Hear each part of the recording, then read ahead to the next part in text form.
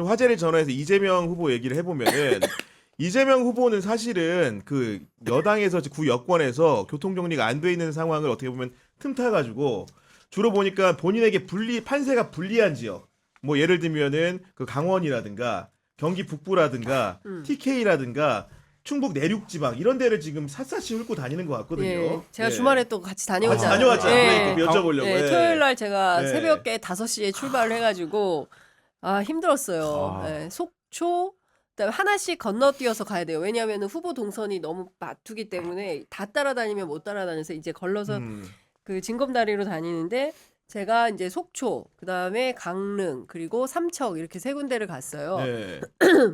근데 제가 이제 사실은 강원도는 민주당한테 굉장히 불리한 지역이고 그리고 문도 잘 안 열어주고 국회의원 한 명 없으니까. 그렇죠. 네. 아니요, 2명 있어요. 2명 춘천에 있나요? 2명 있죠. 하나 허영, 재선에 네. 허영, 춘천이에요 둘 다. 하나는 춘천. 그러니까. 네. 춘천만 있어요. 그러니까. 네. 원주에도 이번에 다 떨어졌을 거예요. 음. 예, 그러니까 그렇게 딱 2명 있고 나머지는 거의 이제 근데 가보니까 역시 삼척이나 이런 데는 뭐 빨갱이 그다음에 뭐 민노총 좌파 세력 뭐 때문에 국가가 망했다. 국회의원 이철규 뭐 이런 엄청 많이 붙어 있어요. 네. 그리고 이제 막 이재명 후보랑 얼마나 많은 시민들이 막 나와서 구경도 하고 사인도 해달라고 막 하는데 뒤에는 일군의 무리들이 이제 기자들 귀에는 들립니다. 아유 저 빨갱이 땡땡땡들 빨리 지나가라 이런 얘기들이 들려요. 그런 상황으로 예, 실제로 선거운동을 하는 과정에 그렇죠. 그리고 제가 그 전에는 비 오던 날 첫날 포천에 이재명 후보가 갔어요. 거기도 이제 격오지죠. 예, 거기 이제 이한동 옛날 그 지역구인데 갔더니 역시나 거기도 굉장히 이제 관심이 낮아요. 근데 뭐 일부 시민들은 그날 파기환송 결정이 나가지고 지지자들은 막 이제 격분하시고 했는데 대체로 시민들은 별로 관심이 없었어요. 근데 하나 우상호 의원이 오랫동안 이제 강원도 출신으로서 강원도 선거를 많이 다녔는데 이렇게까지 사람들이 환대해 주는 대선은 처음이다. 강원도에서. 네, 강원도에서. 그리고 쭈뼛쭈뼛해요. 원래 우리는 좀 그래 막 이랬는데 아니에요. 굉장히 시민들께서 적극적으로 하고 제가 삼척에 갔더니 어떤 분이 장 기자님 이까지 오셨어요. 남자분. 자기네 당신네 집에 온천한다고 날 들어오죠. 그러니까 그런 분들이 계세요. 네. 근데 자기가 이제 처음에 이재명 지지자 딱 한 명이었대요. 삼척에. 인구 2만 5천 명. 2만 5천 명 중에 한 명이었는데 명이었는데 이제는 본인이 자부심을 갖는다는 거예요. 10년간 이재명 후보를 지지를 했는데 이제는 광화문에서 집회하면 버스 5대 올라간대요. 5대가 올라간다. 삼척에서. 예, 그래서 그렇구나. 자기는 네. 너무 그게 이제 뿌듯하고 그런데 여전히 식구들하고 얘기하면 대화가 안 된다. 네. 그리고 강원도 답답하다. 그런 말씀들 하세요. 근데 저는 그래도 이재명이라는 정치인이 이렇게 곳곳을 골목하면 네. 다니면서 경청 투어를 하는 게 굉장히 유의미한데 한 가지 저는 조금 더 워낙 이제 기본적으로 지지자들이 많이 오거든요. 뭐 남양주에서 왔어요. 그렇죠. 어디서 왔어요. 네. 이런 분들이 많으니까 조용하게 뚜벅이 유세는 조금 어려워요. 그러니까 직접 뭐 시끌시끌하게 들어가서 다니는구나. 약간 예. 어떤 카페에 모여 있는데 이제 하는데 약간 그런 것보다는 진짜 정말 근데 워낙 뭐랍니까 이 테러 위협이 있어서 또 그런 네. 면도 있어 보이기도 하고 여러 가지가 좀 보이더라고요 현장에 가니까. 그런 상황인데 여하간 후보는 후보대로 선거운동에 임하고 있는 게 맞는데 심각한 상황이 또 이면에 있는 거죠. 그러다 보니까 당한테 이제 사법부에 대한 대응을 일임을 했었는데 오늘 충북 증평군의 전통시장에 가서 이런 얘기를 했습니다. 이재명 후보가 농지개혁으로 대한민국 새로운 경제체제를 만든 훌륭한 정치인 조봉암도 사법살인이 됐고 김대중 전 대통령도 한 일도 없이 내란 음모죄로 사형 선고를 받은 일이 있다. 죽은 사람도 있고 산 사람도 있다. 그러나 우리는 이번에 반드시 살아서 새로운 나라를 만들어 가겠다고 말을 했는데 이 얘기가 사실 전국 상황이 농담처럼 안 들리잖아요. 그죠? 네, 그러니까 뭐 김민석 최고위원도 이런 얘기를 하긴 했는데 저는 전략적으로 이게 이제 먹히는 레토릭인가 이 생각은 좀 있어요. 그러니까, 조봉합이나 김대중을 소환하는 게 소환하는 게 그러니까 지금 상황의 부당함을 지금 상황의 부당한 만큼 얘기하면 되는데 그러니까 이제 말하자면 과거에 80년대 이제 민주화운동 하셨던 분들이 갖고 있는 언어 레토릭 중에 하나가 이걸 이제 어떤 역사적인 어떤 끌어와서 단추, 이렇게 설명하는 방식이 있는데 그러니까 지금 2025년 선거에 이게 이제 적절하게 사람들에게 호소력 있는 메시지냐 뭐 이런 부분들은 저는 이제 개인적으로는 좀 이게 적절한 메시지 뭐 그러니까 적절성 여부에서 그러니까 효과의 적절성 여부에서라는 건 있는데 사실 이게 기본적으로 이재명과 그 주변에서 지금 현재 사법부와의 관계를 바라보는 시각인 것 같아요. 그러니까 예를 들면 정치적 정적 반대자를 사법부가 어떤 방식이 됐건, 그러니까 예를 들면 뭐 생명을 빼앗는다 이런 개념이 아니라 아예 이제 말하자면 정치를 할 수 없는 공직 업계, 자격을 박탈하는 박탈하는 거니까. 거 네. 함으로써 제거하는. 그러니까 말하자면 그 형식적 논리와 구도가 작동하는 건 같다라는 게 이제 기본적 인식인 것 같고, 그러니까 그 얘기를 자꾸 이제 그 트랙을 나눠서 하는 건 저는 괜찮다고 봐요. 그러니까 예를 들면 어떤 트랙에서는 민주당이 지금 뭐 압도적인 선대위를 꾸려놓고 있는 거 아닙니까? 그러면 이제 당내에서는 이런 트랙으로 공격을 하고 또 한 트랙에서는 우리는 그러면 당선되면 사법부 관련된 개혁을 이렇게 하겠다, 검찰 개혁을 이렇게 네. 하겠다, 정책적인 트랙이 돌아가고, 그리고 이재명 후보는 지금 3자 대결해도 49% 나오는 후보 아닙니까? 그러면 50% 네. 넘기도 하고. 골목골목 다니면서 하는데 저는 이거의 전략의 핵심은 이번 선거를 경유하면서 예를 들면 지금까지 정치문법으로 계산해왔던 지역별로 득표는 이 정도 되지, 세대적으로 득표는 이렇게 되지, 도농은 이렇게 되지, 이런 게 각 당마다 데이터가 있어요. 기본 기준점들이 있고 목표치들이 있거든요. 네. 저는 이게 완전히 이번 선거에서 뒤바뀌는 지형으로 나타날 거라고 봅니다. 예를 들면 바뀔 거다. TK에서 이기지 못하더라도 지금까지 민주당이 기록하지 못한 득표율을 기록한다든지, 그다음에 뭐 예를 들면 6070에서 지난번 선거와 비교했을 때 비약적으로 표가 많이 나온다든지 뭐 이런 식의 말하자면 네. 기존의 데이터들이 흔들리는 결과들이 나올 거고, 이재명 대표가 공략해야 되는 포인트는 거기에 있다. 그리고 그 외에, 그러니까 말하자면 지금 뭐라 그럴까요? 그러니까 어떤 정쟁적 소지가 있는 네. 것들. 그다음에 사법부에 대한 공격, 어쨌든 신중할 필요가 있는 거 아닙니까? 후보가 사법부를 흔든다 이런 인상을 주는 순간 사실 생각하기에 따라서는 굉장히 불안해질 수도 있는 거거든요. 맞아요. 그러니까 네. 사실 그런 대응은 분리하는 편이 맞지 않나라는 생각을 아니 합니다. 솔직히 국민의힘 의원들을 주로 이제 조민혁 기자를 많이 만나니까 이재명 후보의 경쟁력이라든가 그 대선 판도에 대해서 솔직하게 기자들한테 뭐라고 얘기합니까? 지금 제일 기대하고 있는 건 사법 리스크죠, 사실. 그거 네. 하나 보고 있는 거죠 네, 지금. 네. 예. 지금 그래서 사실 지금 대법원에서 그렇게 결정을 내리고 한 게 지금 김문수 후보가 버티기에 하나의 동력이 아니냐. 그런 얘기도 그러니까 막판까지 사석에서는 기다리면 해요. 기회가 올 수 있다라는. 그렇죠. 네. 여기서 버티면 혹시나 소위 이제 만약에 네. 이재명 후보가 아웃되면 아웃됐을 때 소위 그 자리가 내 자리가 되는 건데 네.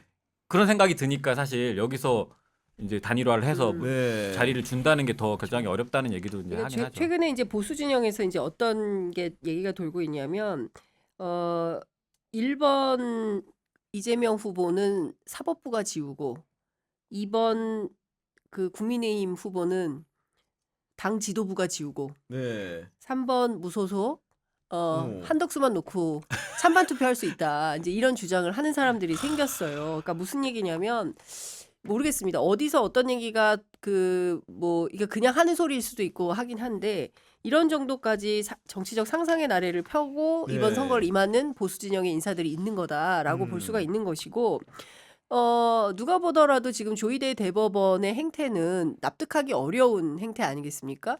다 따져봐도 그것도 이제 유상범 의원실에서 조사한 바에 따르면 평균 선거법 관련된 사건이 맞아요. 네. 97일, 92일이 걸리는데 이재명 사건만 36일 만에 38일 정확하게. 네. 네, 38일인가요? 선거일로부터. 예. 그 37일인가 아무튼 헷갈립니다. 36일로 봤는데 네. 하여튼 그렇게 결론 내렸고 그리고 9일 만에 결론을 내렸고 그리고 딱 2번 심리를 한 거 아니겠습니까? 이제 그걸 보면 그리고 원래 소부에 배당됐던 걸 누구죠? 저 대법관 전화비제로, 예, 전압으로 네. 혹여라도 이게 결정이 안 날 것 같으니까 전압으로 끌어당겨서 1시간 만에 1시간인가요? 2시간 만에 끌어당겨 가지고 그 이튿날 다 정리를 하고 네. 그다음에 서울 고법도 마찬가지잖아요. 12일부터는 공식 선거운동이 시작되는데 복판에다가 15일 15일 날 네. 재판 당신은 선거운동 하지 말고 나와 이렇게 하는 거잖아요. 그러니까 이거는 그동안 전례가 없던 일이고 이런 사람들이 지금 상식적으로 판결을 할 거다라고 기대하는 것은 이거는 네. 그 자체로 난센스다라고 생각을 하는 이제 그 법학자들이 있는 거 아니겠습니까? 그러니까 종합을 해볼 때 사실 이재명 입장에서는 지금 너무나 내부적으로는 저는 불안감도 있을 것 같아요. 네. 그러니까 본인 개인의 이런 차원이 아니라 진영 전체. 그렇죠. 네. 진영도 아니죠. 진영이 아니라 이것은 반헌법 세력에게 권력을 내주면 내란 세력의 복귀가 되는 거예요. 쿠데타 세력이 다시 살아오는 판을 만드는 건데 이거는 역사의 되역죄를 짓는 거죠. 이거는 전 국민의 운명이 걸린 일이기도 합니다. 저도 어떻게 될지 모르고 우리 구경 기자도 어떻게 될지 모르고 아니 내란 세력이 복귀하면 경향신문이 무사할 거라고 생각하세요? 아까는 아유 그럼 인생 잘못 살았네. 후보 변절 공통점 이렇게. 네, 저는 그런 측면에서 이재명 대표가 조봉암 선생 얘기도 하고 김대중 전 대통령 얘기도 하고 저는 이것은 정치적으로 그렇게 문제가 될 것 같지 않다. 그럼 저 한 가지 김한 기자하고 비슷하게 생각하는 대목은 이번 대선은 아마 대구 경북 지역이나 PK 지역이나 뭐 이런 강원도라든가 네. 그 소위 그 충북 지역이라든가 민주당에게 열세 지역인 곳에서도 상당한 득표가 올라올 거다. 저는 맞아요. 그렇게 생각합니다. 네. 그래서 지금까지와는 전혀 다른 방식의 국민의 어떤 총의가 모이는 그런 투표 결과가 나올 수밖에 없다. 저희가 이제 그 방송 시작할 때 네. 설문조사 하나 했다고 소개를 좀 해드리면은 그 결국은 이제 김문수 한덕수 단일화 상황을 설명하고 언제 될 것 같냐 여쭤봤는데 선지가 4개였습니다. 하나는 5월 11일 대선 후보 등록일 이전에 한다. 두 번째 선지는 5월 11일 이후 5월 25일 투표용지 인쇄 이전에 한다. 세 번째 선지는 5월 25일 이후 6월 3일 대선 당일 이전에 한다. 네 번째 선지는 단일화 실패한다고 했는데 이 실패라는 거는 김문수가 그만두는 거, 한덕수 그만두는 거 포함입니다. 60%의 응답자가 단일화에 실패할 것이다. 이렇게 말씀하셨고 저도 그 그거 찍을래. 5월 11일부터 투표용지 인쇄 25일 이전에 단일화가 될 것이다가 21%.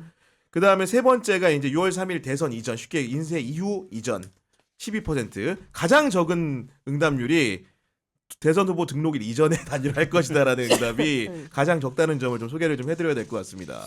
조 기자님도 어떻게 생각하십니까? 단일화 가능성이요? 언제 되냐? 하게 된다면 안 하냐? 하냐? 한다면 언제 하냐? 저는 6월 11일 이후에 할 가능성이 그래도 5월 11일 이후에 5월 11일 예. 이후에 할 가능성이 그래도 높다고 보긴 하는데 지금 김문수 후보의 전략은 일단 내가 기호 2번 되면 네. 그리고 시간을 갖고 하면 내가 이긴다. 그런 생각인 것 같아요. 사실 지금 기호 보면 무소속으로 한다고 하면 기호가 뭐 8번일지 9번일지 모르는 거잖아요. 네. 지금 뭐 원내 정당 다 하고 나서 원내 정당 가나다 순으로 하고 그러니까 그다음에 무소속이 추첨으로 하는 거거든요. 맞아요. 그러면은 오히려 맨 뒷번호면 오히려 알 수 있는데 애매하게 맨 끝에서 두 번째 이런 식으로 될 그렇구나. 수도 있는 거기 때문에 그렇게 경쟁하면 사실 뭐 상당히 한 3, 4%는 빠질 거로 보고 있어요. 우리나라 사람들이 이제 무소속으로 나가게 되면 네. 기본적으로 3, 4%는 빠지고 네. 경쟁하는 거다 이런 식으로 얘기하더라고요. 무소속으로 출마하게 되면 저는 한덕수 출마 안 한다고 보는데요. 돈이 네. 그렇게 선거비 지원도 안 되는 거잖아요. 아니 공당에서. 그 예. 얘기 들어보니까 A4 용지 한 장짜리를 전 국민한테 보낸 한 장짜리 네. 한 장짜리를 보내는데도 25억이래요. 그게 25억이요? 예 그리고 뭐더라 그 디자인하고 뭐 만드는데 그렇지. 그리고 이거를 뿌리는 게 40억인가 50억이래요. 그러니까 일단 엄청나구나. 100억을 깔고 시작을 해야 되는데 저는 맞아요. 그러니까 그분이 기본적으로 지금 신문로에 사시잖아요. 네. 신문로에 있는 S은행에 늘 와서 잔고 확인을 한대요. 부인이랑 같이 네. 거의 매일 그렇게 돈에 진심인 분이에요. 여러모로 이제 억척같이 하시는 분인데 이거를 예. 김문수 후보가 명태균 씨 지금 페이스북이 살아 있는데 페이스북을 쭉 스크롤해서 내려보시면 오세훈이랑 안철수 단일화할 때 오세훈이 어떻게 먹었는지에 대해서 명태균이 적어놓은 글이 있습니다.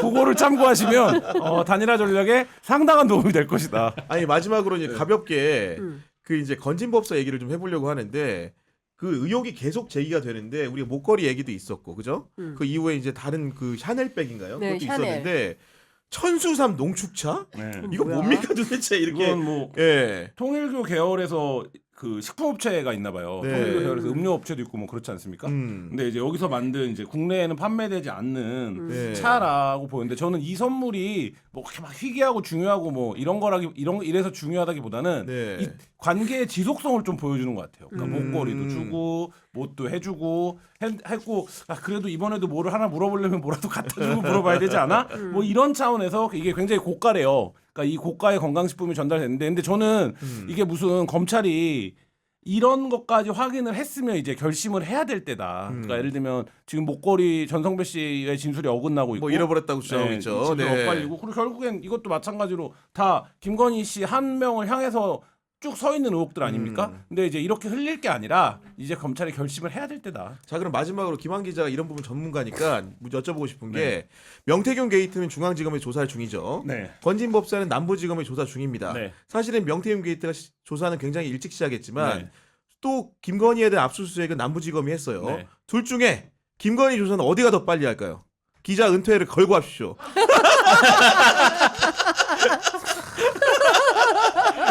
답을 하려고 그랬는데 바로. 은퇴해야 돼.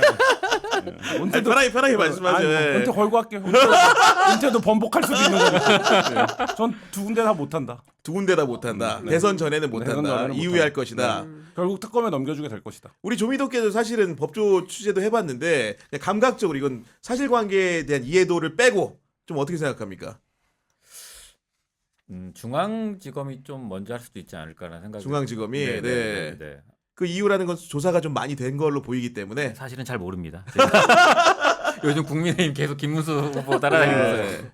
뉴스 발령이 잘 안 돼 있는 상황이라서. 근데 제가 요새 건진이 부상한 이후에 그 취재를 하면서 많이 보는 건데 명태균과 건진이 특정인에서 만나는 사람들이 꽤 있습니다. 아 그래요? 네. 뭐 혹시 저희가 힌트를 이제 좀 주면 안 돼요? 혹시 그러니까 뭐 약간의- 공천 과정에서 명태균 쪽하고도 관계가 있는데 건진하고도 관계가 있고. 결국은 네. 영향력 있는 사람을 찾아다니다 보니까, 찾아다니다 보니까. 그 둘 다 이제 찾아다니는 사람들 중에 하나라는 거죠. 네, 그러니까 네. 네. 그런 분들이 복수로 있습니다. 복수로. 야. 뭐 윤한홍, 권성동 뭐 이런 사람들 아니에요? 그런 레벨 말고도 그러니까 실제 막 공천이 다급한 사람들. 실제로 청해야 되는 사람들이 찾아갔다. 네. 알겠습니다.